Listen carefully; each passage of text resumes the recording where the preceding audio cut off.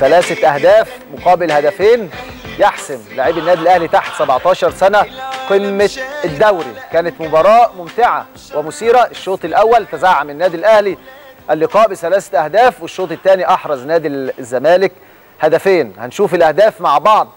تاني كان الشوط الاول انتهى لصالح النادي الاهلي 3-0. كان احرز الاهداف اللاعب محمد ياسر في الدقيقه 3، واللاعب محمد اشرف من ركله الجزاء في الدقيقه 14، واللاعب حماده الفيل في الدقيقه 47.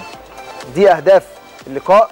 اهلي وزمالك تحت 17 سنه اللي حسمها لاعبي النادي الاهلي ب3 أهداف مقابل هدفين، ودي بشرة خير ان شاء الله قبل قمه الدوري يوم 30 مارس. الكبار اهلي والزمالك.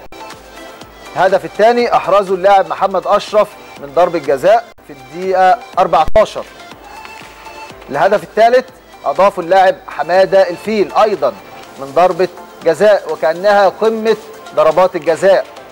وهيكون معانا حكمنا الدولي الكابتن ايمن دجيش عشان يتكلم ويحلل كل اللقاءات النهارده وكل الحالات التحكيميه. الشوط الثاني احرز لنادي الزمالك اللاعب حسام اشرف، احرز لنادي الزمالك دي ركله جزاء النادي الاهلي اللاعب حماده الفيل في الدقيقه 47. حسام اشرف في الدقيقه 68، واضاف لنادي الزمالك اللاعب اسامه فيصل في الثواني الاخيره من عمر اللقاء في الدقيقه 89. هنروح لزميلنا محمد توفيق من ارض الملعب. اتفضل يا توفيق. لسه توفيق مش جاهز؟